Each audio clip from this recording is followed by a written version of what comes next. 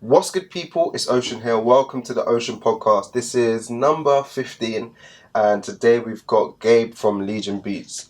And he's well known for making over $1 million selling beats online. He has his own very unique system where he uses Facebook ads and sales funnels and all that kind of stuff to sell beats. He doesn't do it in the traditional uploading your beats on YouTube and doing the type beat thing. He has his own way of doing it, and it's been working really well. And now he also teaches people how to sell beats online this way. So we get to all that in this podcast. Before we get into it though, hit the subscribe button if you're watching on YouTube. Make sure you're following on Spotify and on Apple as well. And yeah, with that being said, let's get straight into the podcast. Ocean gang or drown. What's good, people? It's Ocean here. Welcome back to the Ocean Podcast. Today we have got Gabe from Legion Beats on the podcast. What's good, bro? How's everything? What's going on? Appreciate you having me on. Hey man, I appreciate you coming on. How is life in the Bay Area? I think you're from, right? Yep. Bay Area. I'm in California, just across the Golden Gate Bridge from San Francisco. And yeah, it's Nice. good, man. Just honestly busier than ever. Just working away. Yeah, we're over here at in the studio, at my studio, and it's pretty much where I spend most of my time. Nice, man. Usually when someone comes on the podcast for the first time, I like to go through like their backstory, how they got into music, how they got into what they're doing. So let's take it all the way back to young Gabe coming up, just getting started. Yeah, for sure. So, really, my first introduction from music was like in school. I played the bass. I actually played the stand-up bass. Like played in the orchestra and the jazz band. So that was like my first introduction to music. And I liked it, but I didn't take it too seriously or anything. And then Yeah. it was I think it was my senior year of high school. I was living with my dad, and he got like some little home studio stuff. And this was 1999. I'm old, so I was still in high school then, and he got a little home studio, and there were these ADAT tapes, which are like they're technically digital recorders. They're one of the first multi-track digital recorders, but they look like giant VHS tapes. Like the tapes are literally like this big, and you like put them into this thing. Like it seems so archaic now. But Yeah. do you know what I'm talking about? Have you seen those? I'm trying to picture it, but I can't remember it. It's ridiculous. Is it like cassette tapes or way bigger than that? Yes, it's like cassette tapes, but way bigger. So like, cassette Okay. tapes, whatever, this big, it's like hmm this big. And so you'd like plug that into this thing, you'd hit record, you know what I mean? You could record a track and then you could rewind it and record another track. And so he had a couple keyboards. They weren't sequencers. They were just literally like, old Roland keyboards. And then he Yeah. also had a Roland TR-626, which is like really old drum machine that, it literally had like one or maybe two kicks, two snares, whatever.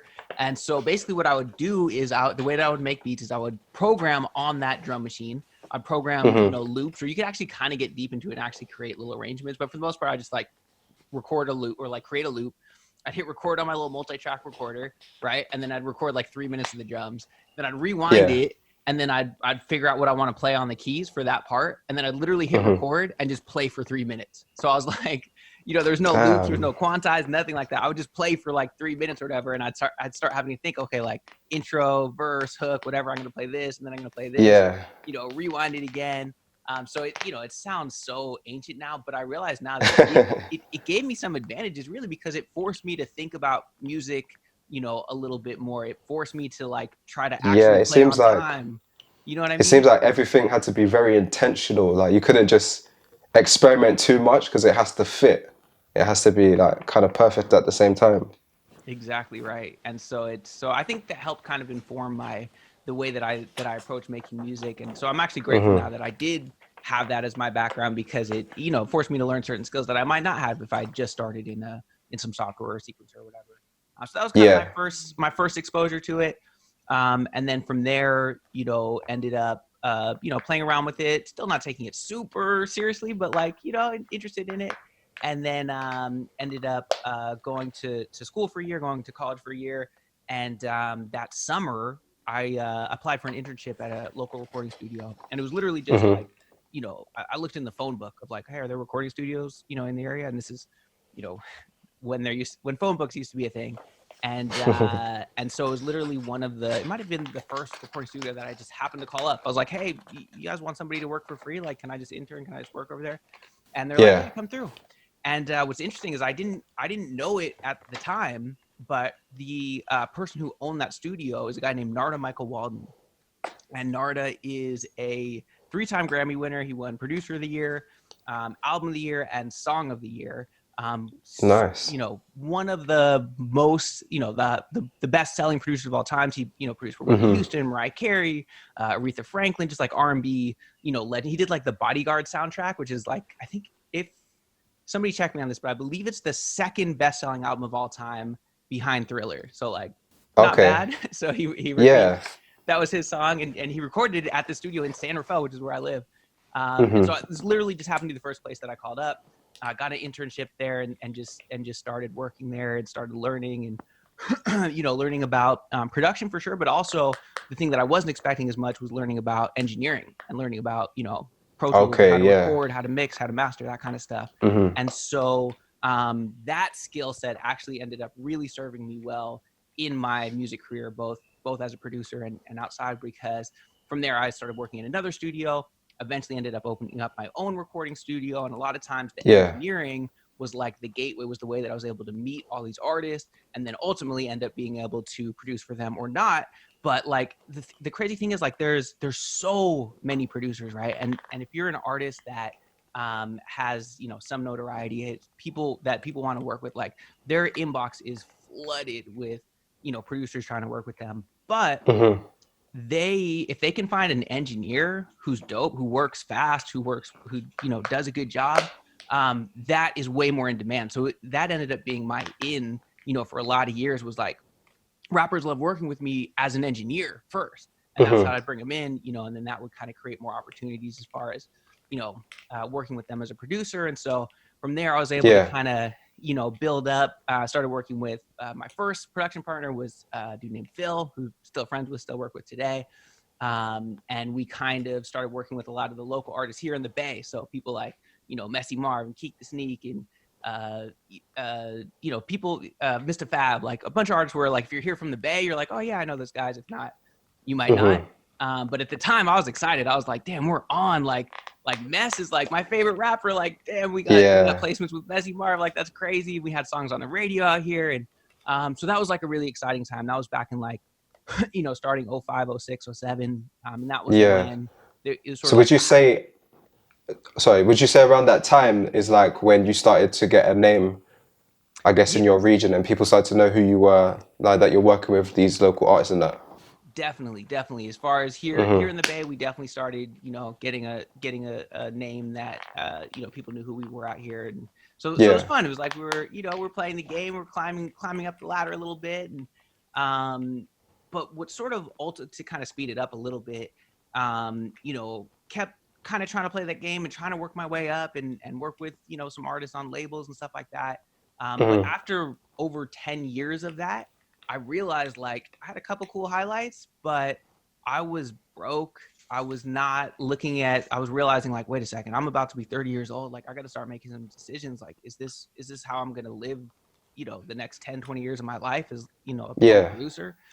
And so I was pretty much going to quit at that point. I was like, I can't do this. Like, I gotta do something else, That's interesting. Even with all those placements and that, you still wasn't, I guess, at the place where you wanted to be financially. Yeah, and it's bro, it's so common. I mean, I assume you've probably talked to people as well, where it's like, people have a big placement or multiple placements, and maybe they made a cool little check once or whatever, or even not, but still are not making a living from their music. Unfortunately, is very, very common, and so that was the position that I was in.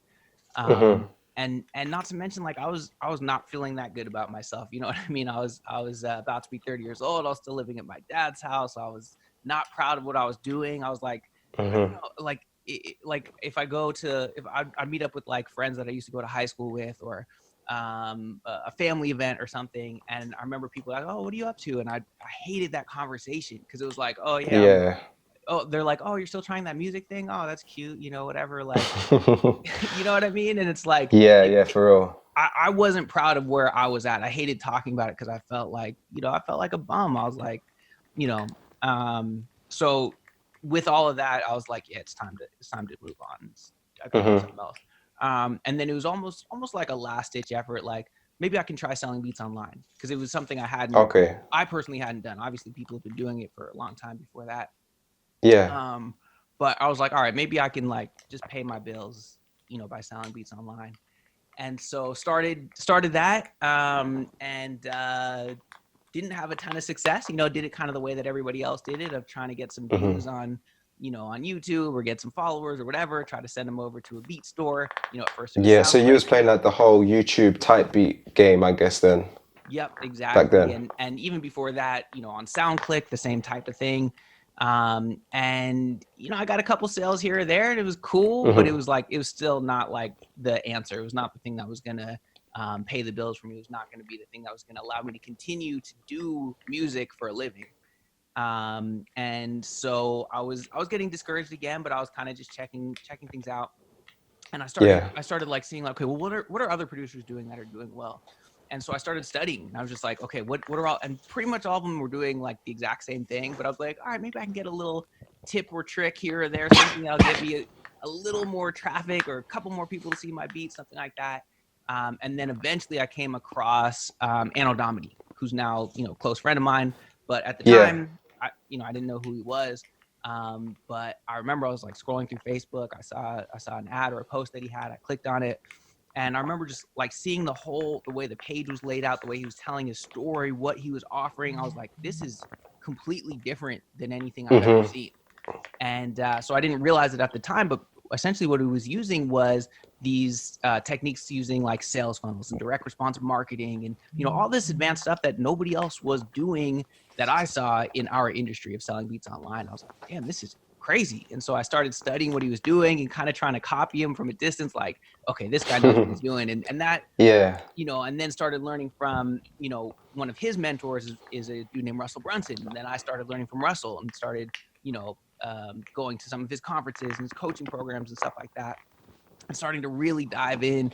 And it was interesting. There was a shift that happened for me from sort of this feeling of like the marketing side of things, the business side of things, being something that I hated doing and I thought was like just this necessary evil, but I could just kind of like get Hmm. past it. To once I saw, Yeah. do you know what I mean? Yeah, in fact, I feel like speaking with a lot of producers, they feel almost like a bit guilty for marketing or putting themselves out there in a way that's trying to sell too much. Like, I don't know why, but sales is seen as like a very forbidden thing to do. Like, it seems like it's a, I don't think it's, what do you call it? Like disingenuine, but people just feel very weird about selling their own stuff, if that makes sense. Definitely, And that's why definitely. I think a lot of producers just neglect it and try and stick to the art as much as possible. No, no, I agree completely. I think there's a couple layers to it. I think one thing Yeah. is just that, you know, they don't like it because it's, you know, we're like, well, we got into this because we want to make music, not because we want to create marketing campaigns. I think another Hmm. level of it is, like you said, maybe people feel weird about, you know, if I'm promoting something, if I'm marketing something, then it's like it's almost like I'm talking about myself, which seems weird. But I think that there's a little bit of a deeper problem that I've seen that I used to have too, which was like this mindset that essentially at its core, the mindset is that money is evil. And nobody thinks Mm. that they think that, right? Nobody will say, pretty much, right? Maybe some people will. For the most part, people think, no, I don't think that. But their actions, the things that they say, the things that they do, they actually do think that. And especially in music, especially in the arts, there's like this perception that if you do anything to make money, you are now doing something that's unethical. You're doing something that's out Yeah. of integrity. You are, you know, doing things for the wrong reasons. And Hmm. it's so common to see this. Like, I feel like so many music producers, so many people in the arts, and maybe just in the world, you know, feel that way. And to me, it's unfortunate because the way that I have been able to continue to do what I love for a living, the way that I've been able to have, you know, what I would say is a pretty big impact in this world is embracing that side of it, is understanding business and marketing and how you can leverage those things Yeah. in a positive way to get your music, to get your message in front of more people, to help people. When you look at it that way, when you can, embrace it that way, now all of a sudden it opens up these possibilities. But if in the back of your mind you think money is evil, then you're never going to get any money, right? And so it's Did like you this. ever have that in the beginning where you felt like you shouldn't be marketing in a certain way or trying to push your name out there like that? I think I did more like I can think of myself more from the like, let's say, consumer perspective, where I used to always feel like I was smarter than everybody. Whereas like, okay, if some like I can tell somebody's trying to sell me something, so therefore, just because I know they're selling me something, I'm going to be smarter than them, and I'm definitely not going to listen to them or buy what they're Yeah. selling, right? Because I'm smarter than them, right?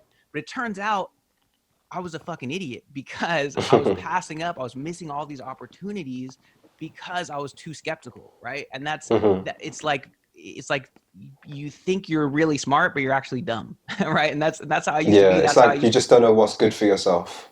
You're Yeah, just getting in your own way in a way. and that's how I used to feel. And so I understand that, where it's like of just having that perspective. But as I started learning more about the process of, hey, wait a second, if I have a product or a service or a entertainment or music or something that's helping people, that people love, then and I have a way to get it in front of them and help them to realize that, and to help them, like, I should do everything in my power in order to do that, right? If I know that I have a system and tools that I can teach to music producers that they can actually make a living from their music for the first time that haven't, then it would actually be unethical of me not to do everything I can to help as many producers do that, right? So it's Yeah. like a shift in mindset of like, oh, wait a second, actually, like the other thing that would be messed up. You know what I mean? Yeah, that's But like keeping all the secrets and information to yourself, which doesn't really do anybody good in the long term, I exactly. guess. Exactly. Yeah. And it's the same for your music. If you feel like your music is something that makes people feel good or creates opportunities or whatever it is, then it's your moral obligation to get that out to people. And guess what? Like if you just, like in some kind of ideal world, maybe you just put your music out, you just post it up on wherever, SoundCloud, and then a million people hear it and love it. That would be great, but it's just not the reality. And so if you do want your music to get in front of people, if you do have a message that you want people to hear, like you need to learn how to use these, the marketing and psychology and all these tools in order to actually get that message out there, to get that music in front of people. It's just the reality. Yeah, for sure. So when you started getting into more of like the marketing and using ClickFunnels and that, would you say it was like an immediate shift where all of a sudden things just started working for you, or was it still kind of gradual, like selling on selling on SoundClick and YouTube and that? Yeah, it's a little bit of both. Like it definitely, the success. Very grateful that it was, that I was able to make progress fairly quickly. And at the same time, I'm always learning. I'm always progressing. So it's like it's an ongoing process, anyways. But Yeah. but yeah, I guess for me it was like, okay, to kind of bring it back to the story, and it's like, okay, I started trying to sell beats the same way everybody else did. I kind of saw what Anno Domini was doing. I learned from Russell Brunson, and then I was like, oh my god, there's this whole nother world of marketing, of entrepreneurship, that a whole nother way to give more value to my customers, to rappers and singers, where they are going to accomplish more, they're going to get more done, and there's more value to me, like I'm going to make more money, and it's going to create all these opportunities. And so just a few of the things that I learned was the idea of creating a true offer instead of selling a commodity. So like if you're selling a beat lease, the thing is, like, there's literally millions of producers that are selling beats online, like literally millions. There's Yeah. well over a million on just one of the popular beat selling platforms. So if you are selling a beat lease, then you're selling something that thousands, tens of thousands, hundreds of thousands, millions of other people are also selling the exact same thing, right? And I get it, like, we all feel like our beats are like our babies. They're unique. They're incredible. But the reality is there's a lot of producers out there, and maybe some of them are not that great, but there's some dope producers out there. So you have to think of yourself as part of that economy, part of that marketplace. Like there's your potential customer, that rapper or singer, can go anywhere and get those beats, right? So how do you compete? Well, you don't really, right? The only ones that are winning, competing with that old model, are the ones that are winning on convenience, because they're the ones that happen to show up, right? If you can rank for, Drake type beat on YouTube, and you pop up every time, right? And you can get, 500,000, 1,000,000 views or whatever, and then you're sending people to your beat store, like, even though it's a terrible system, just by sheer numbers and just by you being the most convenient one that happens to pop up when these rappers are looking, like, you can make a decent living. But if you're not consistently getting 1,000,000 views on your YouTube videos, like, to create a 6-figure or 7-figure business from your beats is just like, it's not possible. So that's kind of what I realized. And so I started applying all these principles, stuff like creating a true offer. So now it's like, okay, well, not just beat leases, but what are some of the other problems? What's a higher level of problem that I can solve for my potential customer? So, like, okay, they're getting a beat for me. Awesome. It's going to sound good. They're going to, have some good production, but what else do they need? I don't know. Well, maybe they recorded it, but now it sounds bad. So maybe we can offer mixing and mastering. Okay, cool. Now we're offering another level of, we're solving a higher level of problem. Maybe now they made their song. Maybe now they need graphic design. They need artwork, right? Okay, cool. Maybe we can give that to them. Maybe they need to be able to connect with, DJs and managers and whatever. Okay, let's create a community. Let's create a place where they can do that. Maybe they want to know how to get their music out there in front of more people, so we can provide services or information that teaches them how to do that, right? We can go on and on of, like, how can we create a bundle of products and services that's actually going to get them a result. So now all of a sudden, like, I don't need to compete with those guys who get 1,000,000 views on YouTube that are just selling a beat lease, because all they're selling is a beat lease, right? They're going to come to me because they're like, damn, when I work with Gabe, like, I get this full package of all these things. So that was just one so of you get, I the, guess you're like the one-stop shop for an artist. They come to you because I guess in a way you're just solving all their problems, so they don't need to go anywhere else. yeah, exactly. Or at least, at the very least, I'm solving a lot more problems than the next guy, right? And so that alone just makes a huge difference. And then there's so many different things. Like, I can geek out on marketing stuff all day, and other stuff. But that's just one example of something that I realized that almost nobody else was doing, that I learned from, Anno Domini and Russell, and then started applying. And then that's when things really started to take off. And when we were able to do, stuff like we did the first 6-figure launch in our industry, which was crazy. Our goal was like, is this possible? Can we do over $100,000 in sales in a week?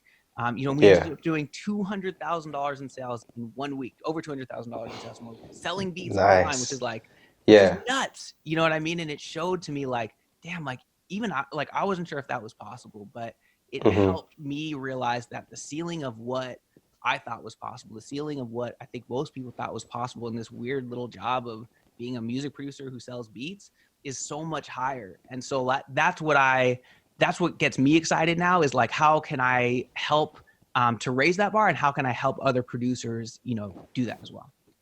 Yeah. So can you talk to us about how you was able to basically execute that 200K launch week? Like, what was that all about? How did you pull that off? Yeah. So there's as you can imagine, there's a lot that goes into it. So Yeah. one of the things is what I already talked about, is creating an irresistible offer, right? And really where that starts from is getting really clear about who your ideal customer, your dream client is. And the reality is, like, my ideal client is different than yours. It's different than this other producer, because yes, for all of us, it's probably a rapper or a singer, and chances are they're probably in around the same age range or whatever. But really getting specific gives you a lot of clarity. So, for example, like, even just the way that things are worded on, so when we did that launch, the way that things are worded on that page, the emails that go out, the videos that are on there, the way that I'm speaking is, I'm very focused on who is that dream customer. We call it a customer avatar, right? So I've got so I've gotten a very clear profile of that customer avatar. And the way that you do that is, essentially, you just sit down and you start thinking through, well, who do I want to serve? Who is that person that I can get results for and want to get results for? And then start thinking, start basic. Yeah, sure. Where might they be located? What what age are they, male or female, what's some of their background, but then get deeper into, what are their fears, what are their motivations, where, who are some of the influencers that they follow, what are some of their favorite movies and TV and books and all this kind of stuff, and really get a clear profile of this one person, this one very specific person that you're making up, by the way. You're envisioning this person. And once you've done that, what it does is it allows you to now cater everything to that person. And so every other decision becomes a lot easier. So like, if you think about even the way that you speak, right? The way that I'm speaking right now to you is a little bit different than the way that I'm speaking, that I'll speak to my friends later, or, in different contexts and different people, you speak in different ways. And a lot of times what happens is we as producers, we've got businesses where we're speaking to people, right? We're hopping on YouTube, we're sending out emails. And so we're talking to like the masses at once, right? We don't know who we're talking to.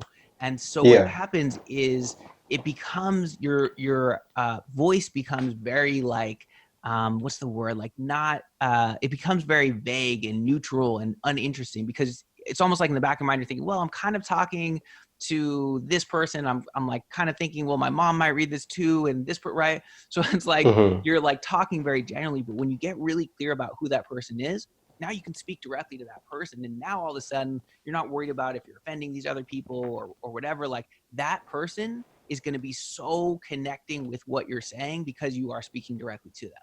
So that's like the first Okay, episode. yeah. Does that make sense? Yeah. I guess And that's like niching down specifically on one thing, one person, and speaking their language basically. yes, exactly. Speaking their language. And then from there, now it's like, okay, now I understand who this person is. What are their goals? What are they trying to accomplish?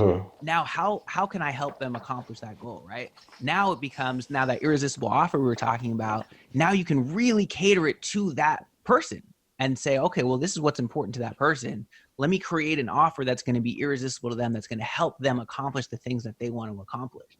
And now we can put together that package of like, okay, cool, they're going to want some beats, sure, but they're also going to want this. They're also going to, maybe they want, it's somebody who, wants to get some exposure and whatever. So I'm going to give them a shout out on Instagram. Maybe it's somebody who, the quality is really important. So I'm going to do this, and this. Like, you can't do that until you have like real clarity about who you want to serve and exactly the result you want to get them. Then you can start putting that offer together. Then you can start putting your messaging together in a way that's really clear to them. So, I mean, I could keep going, but those are just as far as you asked about that launch. I mean, that's just like the foundation of the first two steps before we put that offer together, before we wrote all of the emails and posts and sequences and sales pages and all that stuff that went into that.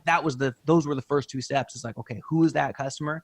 And what result do we want to get them? Now let's create an incredible offer and let's create a story that's going to show them the value of what we're doing. I could keep going, but that's the first two steps, please. Okay, yeah. So let's say I'm a beginner producer. I mean, I've been making beats for a while, been selling on YouTube, not really getting great results. I sell here, I sell there.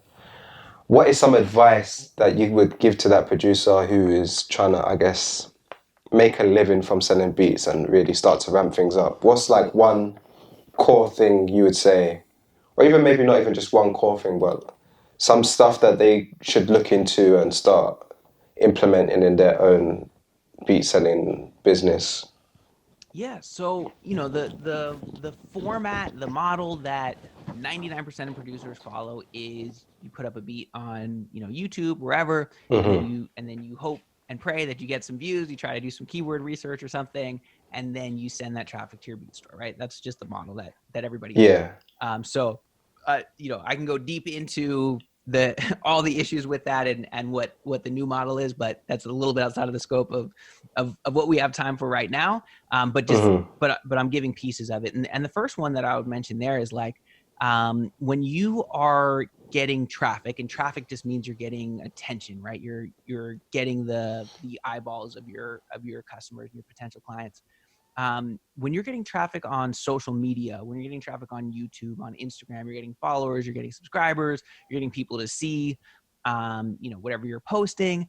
That's a good thing, right? It's a great way, because that's where they're hanging out, right? Your potential clients and customers, they're hanging out on those platforms. It's a great place to find them.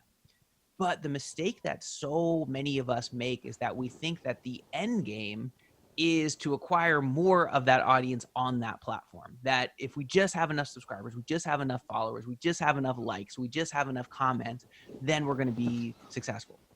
But the reality is those likes, those comments, those subscribers, those followers, those views, that traffic, you don't own. You're borrowing that traffic. If it's on Instagram or Facebook, that traffic belongs to Mark Zuckerberg. If it's on YouTube or Google, it's Larry and Sergey. Those guys own Google. That's not your traffic. And the way that social media platforms work is they're always evolving. They always change the rules, right? It's fine. It's not a good thing or a bad thing. It's just the reality. It's just, hey, if you were on Facebook 5 years ago, you could just post something up and you'd get thousands of likes and shares, and people would click over these here. days it's basically the Facebook page is like almost dead. You post something, you're not really going to see that much reach unless you're going to pay for it. Exactly right. Exactly. Yeah. The organic reach on Facebook, it's dead. It's zero, right? Now, it happens to be the best paid platform on the planet, so it's just evolved into something else. So as long as you understand, the life cycle of the different social media platforms, you know how to leverage them in different, at the different times, then it's fine. It's not a bad thing, but you're always going to be at the mercy of the owner of that platform. So if you've spent all this time and energy and effort and money and focus and creativity to grow a huge following on Facebook, and now all of a sudden it goes from organic to pay to play basically overnight, then you're like, oh, damn, I'm screwed, right? But the whole point of traffic, of getting that traffic on those social media platforms, is to convert that traffic from traffic that you're borrowing into traffic that you own. And the difference is, right? And so the difference is traffic that you own is traffic that you can reach whenever you want. It's not dependent on anybody else's platform, right? It's not dependent. I don't need to hit up Mark Zuckerberg and ask, hey, can I reach these people? I'll give you some money, like whatever. You know what I mean, right? I don't need to do that. If I have somebody's email address or their phone number, I can reach out to them at any time, whenever I want. I can build that relationship with them. I can give them offers. I can give them value. And I don't need to worry about the rules changing on those social media platforms. So the end goal of all of those platforms, of all of that traffic, which is so valuable, views, subscribers, it's awesome. But the point is not that. The point is to convert that into traffic you own. So how do you take that traffic that's there and turn it into traffic you own? How do you get them onto your email list? Or how do you get their phone number? That's it. That's literally the entire goal of traffic that you don't own. And a lot of times we get confused, like, oh, I'm as long as I get enough likes or comments or followers or shares or subscribers, then I'll be good. But it's like that's not really the game. So now, so you asked, like, somebody who's starting out there, they're following that old model. So now just that one shift of saying, okay, instead of me focusing on trying to get as many views as possible or whatever, like, I'm going to focus on growing my list, right? And maybe one of the ways that you do that is by getting views on YouTube and then bringing them onto your list. But once you do that, now you can build that relationship with those people. Now you can, that asset of your list is like the most valuable asset in any business. I mean, just one example, this was years ago, but Skype, they were like, one of the first businesses that really had like the internet, phone calls, right? Yeah. And it was, I want to say, Microsoft who bought it. Somebody bought it, right? And they bought it for over $1 billion. Now, here's what's interesting is Microsoft has, some of the best software developers in the world. Like, they could knock off the Skype code in a day, right? They could build that technology. It's not hard. But the value of Skype was the list, right? They owned those. The customers were already on that list. That's what they bought for $1 billion, not the technology. Who cares about it? It's easy, right? So that's the value of a list, right? One more example of that is, I've been building my list for Legion Beats for years now, right? And we've got a good sized list now. We're, well over 100,000, emails on that list. And so now, I can do stuff where, like, for example, my buddy Anno Domini, who I mentioned earlier, he had a baby a little while ago, and he did a beat pack as a celebration for, like, hey, I'm having a baby, come buy this beat pack, right? Yeah. Which I thought was pretty cool. And so so I was an affiliate for that, meaning Essentially, he gave me a specific link that has some tracking, and then I share that link with my audience. I say, hey, check it out. Like, this is a great deal. You guys are going to love these beats. Go check it out. They click over, they go buy. I get some of the money. AD gets some of the money. They get a great deal. It's win-win, man, right? Yeah. That was like a very quick summary of affiliate marketing. We can come back to that if you want to talk more about it. But my point is, I literally sent out 2 emails over the course of, I think, 3 days, and we did $6,000 in revenue. And now in that case, I didn't have to create those beats. I didn't have to do anything. I just literally let my list that I'd been acquiring know, hey, here's this awesome thing. Yeah. Bam, $6,000 in my pocket, right? But it was because I grew that list, right? I just wanted to share those as 2 examples of the power of that list when you shift your focus. Yeah, it's basically like just having an audience on demand where you can just hit them up, promote if you want to promote, sell your products, or I guess in this case, sell your beats. You're just always going to have that there. Exactly. I did hear a similar story as well. I think LinkedIn brought Linda for basically the same reason, just to get that customer list of people who were signed up to Linda. It happens all the time. Facebook bought Instagram. Yeah. You think Facebook couldn't figure out how to have you scroll through pictures? Like, no, it's because the user base, right? That's where they bought it. That's sure. why Zuckerberg wanted to buy Snapchat. Like, do you think they could copy the technology? I think we both know the answer. They literally did, right? Because ultimately Snapchat didn't want to sell, but they're like, oh, okay, we can still copy the technology. That's fine. That's easy. What they really wanted was the list, but the technology was cool too. So they added in Instagram stories. So exactly. they didn't offer them billions of dollars for the software because they knocked it off in like a couple of days. They're like, yeah, of course we can build this easy. Mm-hmm. So talk with all that being said about beat traffic and turning it into emails and building your list and that, you have a book out, Beat Traffic Blueprint, which is behind you as well. And so I guess it's, in a nutshell, producers came together and shared their best beat traffic secrets. But if you want to talk a bit more about that, like exactly how that all came together and everything. Yeah, no, I was really excited about it. So basically, what this was, it just kind of started as just like, who knows how this will go. I originally got sort of the concept from Cymatics, from Stephen and Drew over there. They had done a book about a year ago, or I don't know how long ago now. They asked me to contribute to it, and it was talking about music production and stuff like that. I thought it was really cool how they did it. They just, they reached out to some of the top producers, had them contribute a chapter, and then they put it together in an ebook. I was like, oh, that's pretty cool. And so basically just stole their idea. I thought that was pretty cool. Steven's friends with his friend. He's actually in the book as well. He's fine with it. But stole the idea. I was like, oh, that'd be cool. We do a little ebook and, be some extra value that I think a lot of people will be interested in. And so reached out to you, reached out to Curtis King, Cymatics, to Busyworks Beats, who else? Kato, Larry O, Simon Servita, just a everyone. Ton of, everyone, basically everyone. All the top, producer influencers that I could think of, and super grateful that basically everybody said yes. And so we kind of put it together. We called it the Beat Traffic Blueprint. It's just something that came out really great. We did create a couple physical copies. At the moment, we're not necessarily selling those or anything, but you can actually, if anybody's interested, they can go grab a free copy of that. It's part of, so I mentioned earlier, Russell Brunson is one of my mentors, and he came out with a book called Traffic Secrets. And just to talk about him for a second, like, his books have literally changed my life. Like they are the foundation of, like, even most of the stuff that I've talked about today is something that I probably learned from Russell, honestly. Like, and so when I found out he was coming out with Traffic Secrets, which was his third book, I got really excited. I was like, this is something that producers need to read. Like, I already know, his last books were like absolute game changers.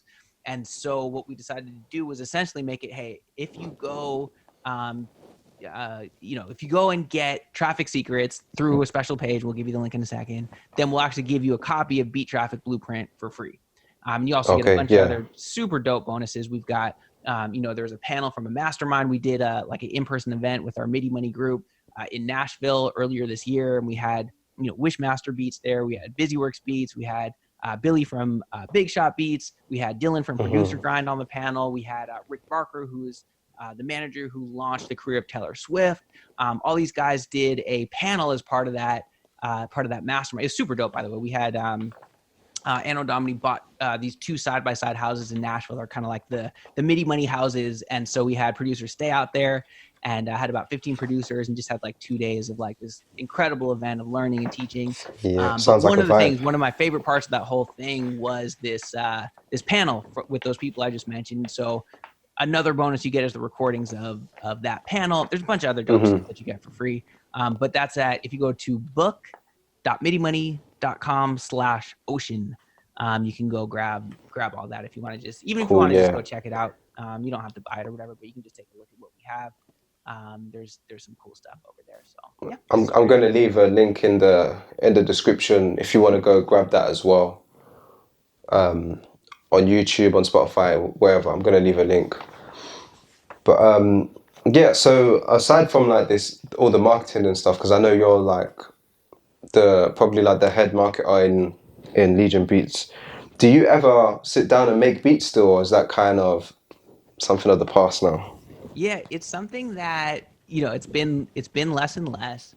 For a long time, I was making beats once a week, and I was just, making sure that I put that time in, because I still love doing it. Like, it's something that's fun. Yeah. I genuinely love the business side of things. I genuinely love marketing and entrepreneurship, and that's one of the messages and one of the things that I feel like is my role, and that I love to get across. And when I talk to producers and they're like, man, I used to hate this stuff, but you've helped shift my mindset and show me that this stuff is actually really fun. Like, to me, that's something that I love to hear. And that's the case for me. So I can do what I want, you know what I mean? But I end up spending more time. That's perfect. I end up spending more time for sure on the marketing and entrepreneurship. So for a while I was doing once a week, making sure that I had that scheduled out, a time to make beats. Honestly, the last couple months with all the craziness, I basically haven't made a beat in I don't know, a while.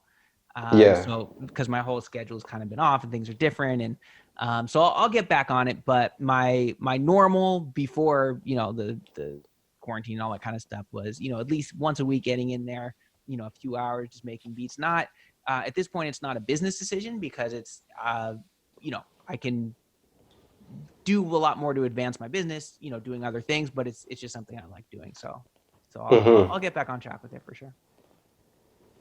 So in Legion Beats, then, is there like a team of producers that come together and make the beats, or is it just stuff that you stockpiled from the past?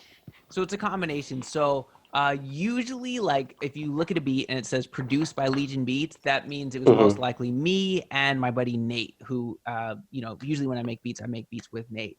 Then we also have a team of producers. Some of them are our in-house ones, like you might have seen Kevin walking around earlier with a camera. He's a producer, so sometimes his beats go up. Or we've got Kyle on our team. We've also got, I mentioned in the beginning, Phil was the first dude I ever started making beats with back in 2005, and we're still close friends, and so he'll send in beats. So we do have a team of producers now that are both people that are more sort of internal people that I've been working with for a long time, and a couple newer ones as well, to where it's become sort of a combination of sort of in-house and then also other producers as well, so that we we're making sure that on the Legion Beats side, that we are serving those customers, that we are, giving them fresh beats, even if I'm not getting in the studio as often as I used to. We're still giving them, consistently giving them new beats. Yeah, got you.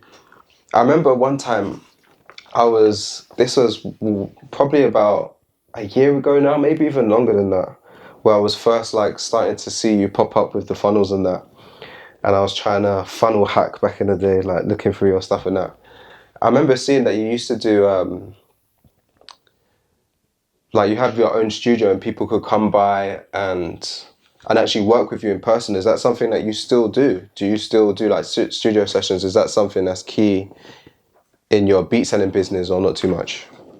I mean, very recently, no. Like we pretty much Hmm. shut that down. But it's definitely been a huge part of my business for the last, 10 plus years.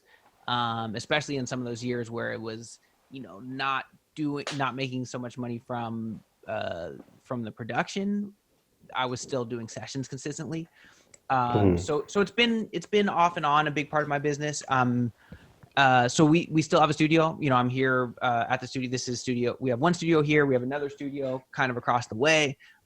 Just across the hall right here. And then usually a lot of times if you see me on video, I'm actually right above. I'm upstairs right here in my little office upstairs. So we were able to build this out just over a year ago, which is pretty exciting. So yeah, it's Hmm. still a part of what we do. It's less now about bringing in. At one point we were like, every hour basically, we had a booked, that was a big part of our business model, was just being a recording studio. We're Yeah. just booking out hourly, and we've got a few engineers, and sometimes it was me, although less and less me these days. So it's become less and less of the business model, but it's something that again, occasionally I do actually really like to do. There's something fun about it. So Hmm. it's probably something that I'll personally cycle back around to, and certainly the other engineers that I've got here will start back doing sessions pretty soon here. I feel you. But I think it's cool. So. Like it's nice to. I think it's another thing that's given me a little bit of a different perspective than a lot of producers, which Hmm. is that I've just spent so many hours, days, weeks in the room with so many different rappers that I think most producers, just by the nature of it, don't. Because if I was starting today, I wouldn't have that. I'd probably be like, yeah, I'm just gonna make beats in my room, and I'm gonna learn the marketing Yeah. stuff, and I'm just gonna do that, right? Which I don't think there's anything necessarily wrong with, but there is something cool about learning, really getting to know uh, who is your, I talk about customer avatar, like who is that person, like what Mm. really are they motivated by, what do they actually really like, what is their process. And so it is fun to be able to see that. So I would recommend to anybody, even if you don't want to open up a studio and be an engineer and all that kind of stuff, like try to get down to some sessions, even purely just to get a better sense of like, who are these people that I'm serving, and then how can I actually serve them better. Yeah, for sure, definitely. I want to ask you about your experience with using funnels Hmm. and stuff. What's that been like? So honestly, yeah, before I was actually doing YouTube and making beats and that, I was actually like quite heavy into Facebook ads and ClickFunnels and that. There was a point of time where I used to do sales funnels for clients, and then Oh wow. uh, at one point I was basically like the ghost funnel maker, however you want to call it, behind someone who was selling the sales funnels to like all these other people, and I'll just basically be the guy building and designing funnels. But honestly, not it's not until I saw your stuff that I even thought about doing it for beats. It was just never something that I thought would be possible. Just from the type of clients I used to build funnels for, it was always more about them selling a course or them selling some sort of coaching. I never thought that you could apply it to beat selling and actually like put the value ladder and all that kind of stuff into place. But yeah, I've been doing it so far right now, and honestly, it's really good because just in terms of like conversion rate, it's way higher because of how it's set up. You go to a page where you offer something, it's either a yes or no. There isn't, tons of options that overwhelms people, if that makes sense. Yeah, But definitely. yeah, So honestly, I think it was like seeing all your stuff, it made me have like that, oh, it's possible, you know? yeah, no, that's awesome. I love to hear that. That is, another version of it that I have heard. Usually, what I hear is like, oh, I never even heard about this stuff. I thought I hated it. Now I like it. But I have heard a couple people like, oh yeah, I knew about funnels. I kind of learned some direct response marketing and some, I just hadn't seen Hmm. it done, in this context. And so it's fun to be able to bring that in and show that it can work there too. Because when it does, it's like, man, it makes a big difference. For sure. Yeah. So what would you say is like, I know this might sound like a corny kind of cliche question, but what's your goal? Where are you trying to take Legion Beats? and MIDI money in like the next 5 years, let's say?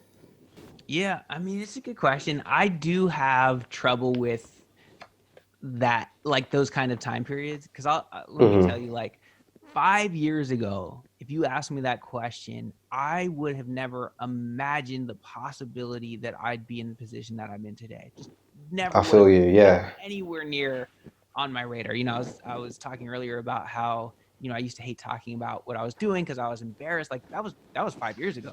You know what I mean? So at that point, if you asked, I probably would have been like, man, if I can figure this thing out to where I can, you know, make $1,000 a month and cover my bills doing it, like that's where I'd like to be. That's probably the answer I would have given you. You know what I mean? And now, you know, not to mention, like, for me, I'm you know, I'm a real introvert. I deal with anxiety, social anxiety, stuff like that. And so, you know, I'm somebody who is not used to, I shouldn't say not used to, I was never the type of person to talk, certainly never the type of person to be on camera, not the type of person to do any of this kind of stuff, right?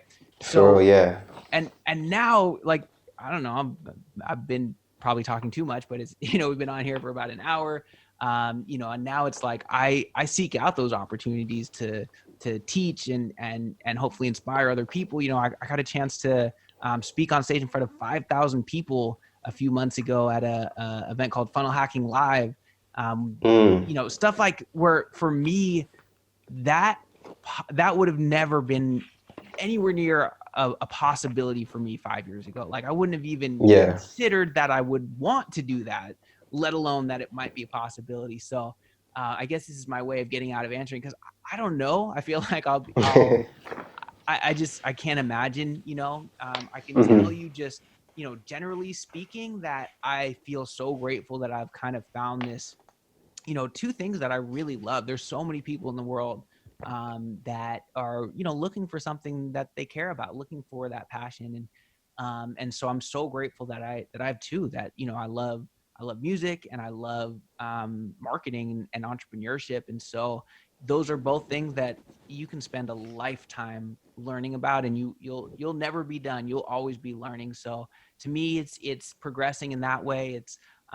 It's progressing also from not just learning more and more, which I will always be doing, of course, but there's sort of this idea of, you know, from growth, right? Like growing myself to contribution, and that's sort of the next stage, and that's something that I'm working on now. Of like, cool, I grew, like I learned how to do this, like I made $1 million selling beats online. That's fucking crazy. Like, that's awesome, very cool. Like, but then at a certain point, it's like, what am I going to be that excited about the second million, the third million, whatever? Like, you know, that probably sounds like, trust me, I understand that's a lot of money, and I'm not downplaying it or whatever. But for me as a human, like at a certain point, it's like, okay, well, I can do it myself, but what's the next level? And the next level is Yeah. contribution. And that's when it's like, well, can I help other people get that? Can I help somebody else, you know, let's say make $1 million or get 6 figures or whatever? But even more importantly, can I help somebody else who maybe was like me, was going to give up on their dream of music, and now I can help show them some stuff and help shift their mindset a little bit around entrepreneurship, to where now not only do they keep going, but now they have a thriving business where, like me, the effects are beyond just like, oh cool, I'm making some money now. Like, no, like I was somebody who, you know, I still deal with anxiety or whatever, but like the person I am today is a completely different person, where I'm, you know, I'm so grateful to where I'm at today. You know, I wasn't excited about life a few years ago. You know what I mean? And Yeah. now it's like, the possibilities are, you know, super inspiring, and I love doing this stuff. And so the next level to me is being able to contribute to help other people do that. So, yeah, that's kind of what's next for me. And that's kind of the phase that I'm transitioning into. That's awesome, man. So yeah, let people know where they can find you, where they can find more information on MIDI money and stuff like that. Yeah, for sure. So you can always go to midimoney.com. Go check it out there. Find me on Instagram at Legion Gabe. And if you want to grab that Beat Traffic Blueprint book featuring you and, you know, about 30 other top producers, talking about, you know, all the ways that they're able to, you know, get attention, get followers, get fans, and convert those followers and fans into customers, go to book.midimoney.com/ocean. Perfect, man. Thank you for coming on the podcast, bro. I really appreciate that. Dude, thank you so much. You've been absolutely crushing it. Like, I've been watching your stuff. It's so cool to see. Congratulations on all your success. I think people connect with you because the content is quality, and also you're just a genuine, likable dude. So it's great to have people like you in our industry and in our community. I appreciate you, and I appreciate you letting me share your platform and speak to your audience as well. Thank you, man. Awesome. And yeah, that's about it for this episode. I hope you enjoyed it. Gabe came through, dropped loads and loads of gems. If you want to learn more about how he makes money selling beats this way, I got a link in the description below which leads you to his presentation. I think it's about an hour or two long, and he kind of breaks down the whole process on how he does it. And I've also got a link in the description which takes you to the Beat Traffic Blueprint, the book that we was talking about in the podcast that he just dropped as well. But yeah, that's about it for this one. Thanks for watching. I'll see you, or you hear from me, in the next one.